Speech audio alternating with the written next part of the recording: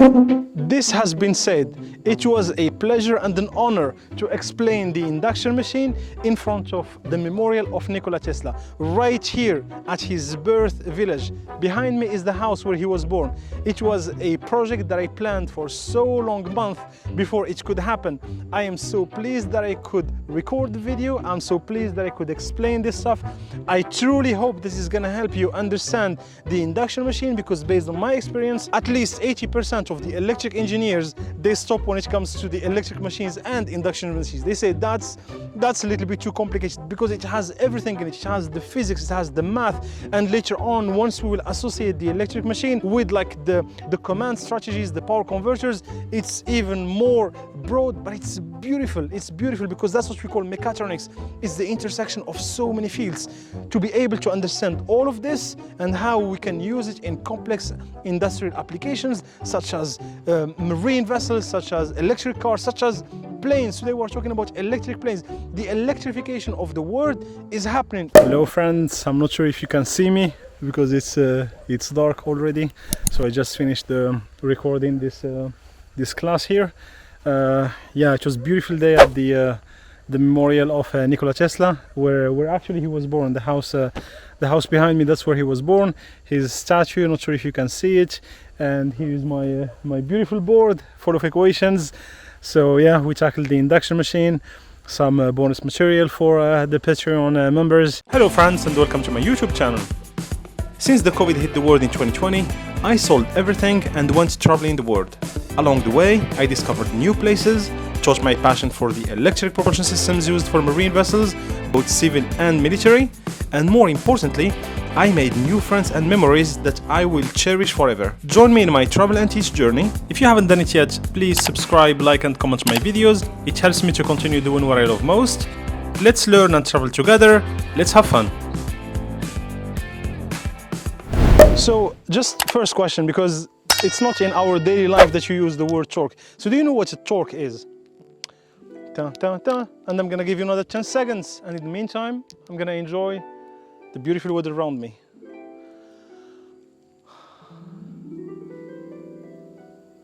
I can't see the moon anymore, it disappeared. Yeah, maybe it wasn't a UFO, maybe, you see? American UFOs here in Croatia. Let's start with something that is similar to the torque, but that is present in our daily lives, which is force. When you say someone is stronger than the other one, or like he has more force than the other one, you understand what I mean. Like if I say, these are like two guys, okay? The green guy and the yellow guy. So the green guy is pushing the yellow guy.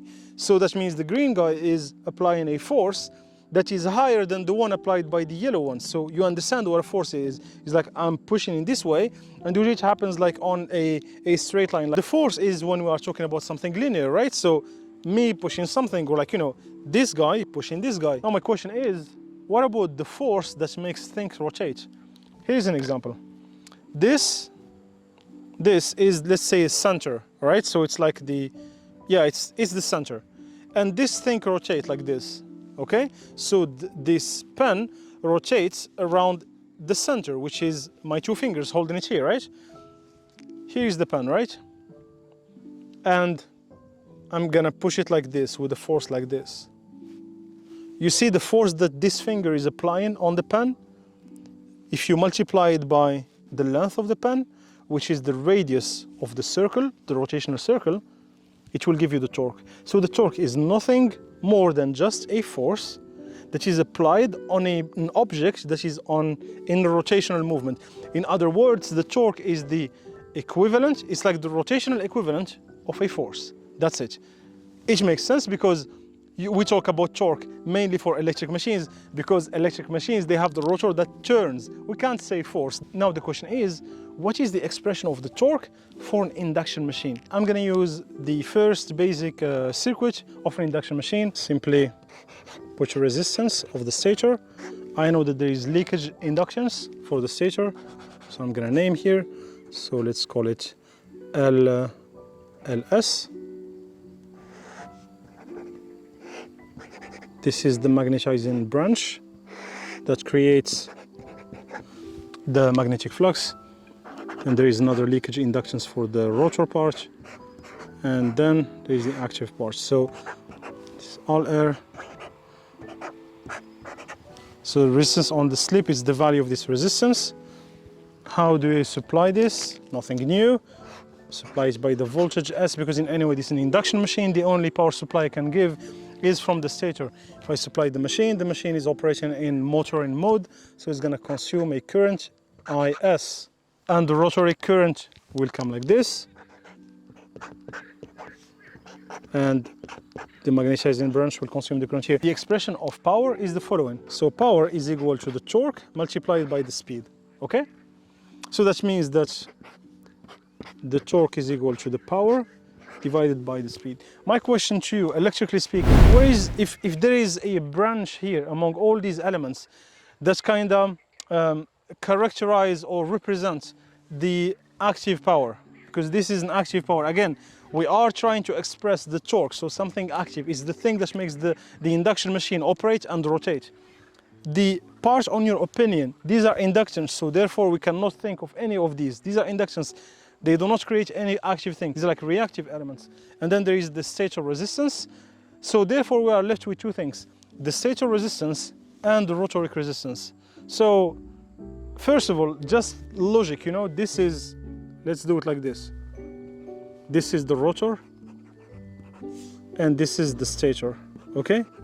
So which parts rotate, the stator or the rotor? First of all, is the rotor, right? So if there is something active here, it will be in the rotor, because the rotor is the thing that rotates, is the thing that has the electromagnetic torque, right? It's not in the stator side. The power that will make the machine rotate can only be here.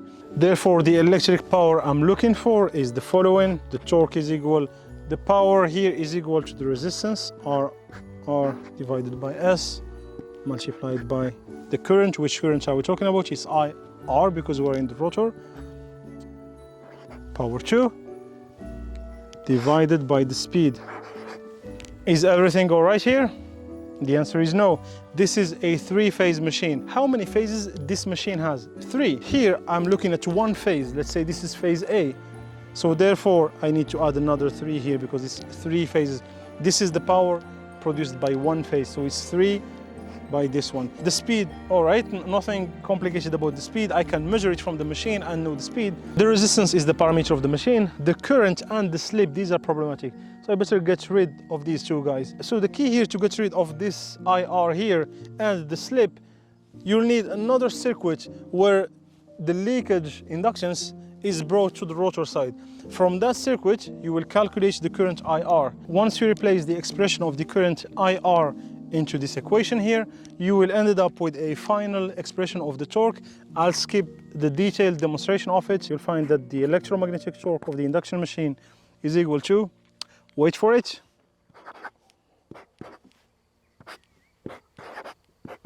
three multiplied by the pair of poles divided by the rotoric resistance, multiplied by MSR, which is the mutual inductance, divided by the stator inductance, power 2, multiplied by the supply voltage VE divided by omega S, power 2. In case you don't know what VE is simply the voltage here, right? So it's the voltage at this point here, what we call the internal voltage of the machine. I didn't yet finish. Multiplied by omega R, which is, so again, omega is 2 pi F, but this is like the frequency of the currents that are circulating in the rotor. That is omega R, right? Divided by 1 plus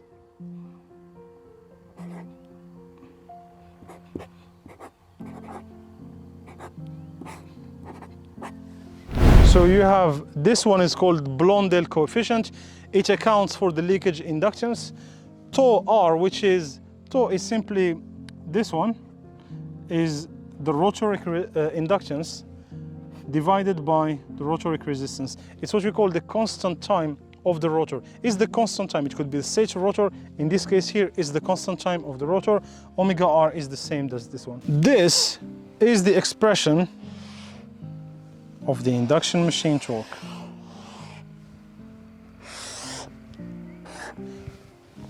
As you could see, if you want to use this equation to implement any form of control and automation system to control the torque of your induction machine, That's not going to be easy. You see so many parameters in them. There is so many interactions. You could notice something. You see what we have here? I told you before that without flux, you don't have torque. Now, this is the equation. Where is the flux? I don't see any symbol of flux here. Here is the thing. You see what you see here? The voltage divided by the frequency. This ratio is the flux. You hear, you know, in the literature, French language, we say commande V sur F constant. It's like, you know, constant V on F command. You know, like if you are controlling the induction machine, you gotta keep the ratio voltage on frequency a constant ratio, which means if, let's say, you increase the voltage by 10%, then the frequency you increase by 10%. So that ratio remains constant, for example. So that's the idea. Now the question is, how do I know that the voltage divided by frequency is a magnetic flux? Here is how. You remember the Lenz-Faraday law. It was the voltage is equal to minus the derivative of the flux. Now, okay, this is in the temporary world, right? So this is like in time basis, right? Now, if you take it like in the stationary regime and you wanna represent it using complex numbers, I'm sure you saw it sometimes in the literature. The voltage of an inductance, it's written V is equal to J L omega I, right? That's in the complex. But in the time domain is V is equal to L derivative of the current. So do you see what we did here? We went from the derivative by adding J omega. So if you want to go from the derivative to the complex word, then say it's equal to J omega. What was the thing that was derivated? Is the flux. Like here, the derivative of I gave us I. And the L is another story, and then the derivative become G omega J, and the derivative become J omega I. I did the same thing here. So do you see something here? The flux is equal to the voltage divided by the frequency. If I look at the amplitude, right? So this is a complex number. Now I'm just looking at the amplitude of it. So the flux is a ratio of voltage divided by frequency. That is why here I told you that this is the flux. The worst part of it is this flux is power 2. If, let's say, for example, your flux is reduced by 20%, for somehow you can't keep 100% of flux, it's dropped to by 20. So it dropped from 100% of flux to 80% of magnetic flux. The question I have for you is, you just lost 20% on the magnetic flux. How much did you lose as a result of this on the total torque? The answer is the following. You had your initial flux, right? Phi1. Then you lost it. You lost 20% from it. So that's your new flux, right? So we said that it's the flux power 2. So if I do also this power 2, what do you have? The initial flux power 2 multiplied by 0.8 power 2. How much is this one? 64.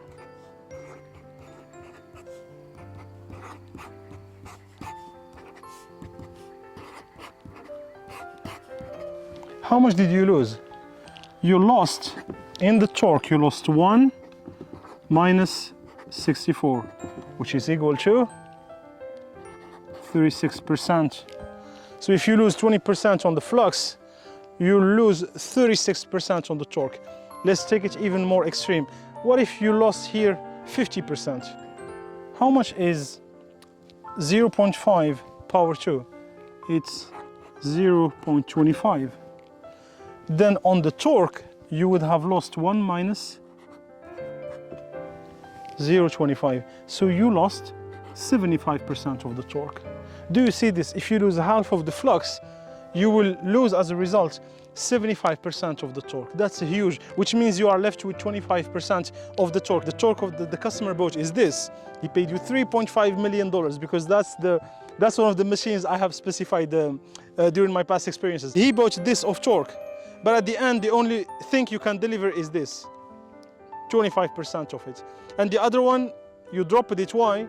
Because you have an issue keeping the magnetic flux regulated to 100%. So it is really vital not only to have a magnetic flux, but a steady, beautiful, constant magnetic flux at 100%, because you want to get that straight My magnetic flux is straight, and I will help myself keeping it straight and at a nominal value by also keeping the ratio of voltage and frequency constant. If you increase your voltage by 10%, then increase the frequency by 10%. It must behave in the same way, so this ratio can remain constant. Then in this way you solved your first problem, which is keeping the ratio V on F constant to keep a constant flux. The other thing is the regulation part. So can you decouple the vectors of your induction machine? Because again, the induction machine has a problem that you have only one vector of command, which is the stator voltage, but at the same time you need to control two things totally independently: the torque and the magnetic flux. How do you want me to control a torque and the magnetic flux totally independently and in a beautiful controllable manner, knowing that I have only one lever of command, which is the voltage S? If I had like two commands, the case of a DC machine, the DC machine has a stator part that is supplied separately from the rotating part. The rotating part has the brushes, the ugly brushes that make sparks, that are not very compatible with an explosive environment, in total honesty, with most of the industrial sites. If I was in the case of a DC machine where I have two commands, then in this case, yes, I can say the supply of the rotational part will allow me to create a torque, and the supply of the stator part will allow me to create the magnetic flux, for example. I don't have that luxury here. This is just to show you how well ahead advanced in his time he was. And this is a pure example. It's the induction machine. It's this, the dilemma here, which is I have two things I want to control independently, as we were doing like 4 years ago with the DC machine, but yet I have only one command, which is the voltage. So how to do so? All right, I know it's getting late and it's getting dark. I'm not sure how the lights are for the camera, but yeah, maybe I brought my external light. Yeah, let's see if I can, because I don't have like a proper fixation of it on the camera. Let's see if I can figure out something to add an external light, because it's getting late and dark here.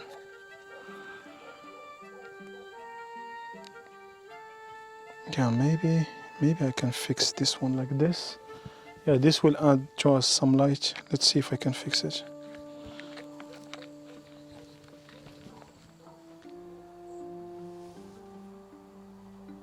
Yeah, I guess now it's better. It's getting dark, and now we have more light. So this is where Nikola Tesla has left us. He died in 1943. He left humans with this beautiful invention.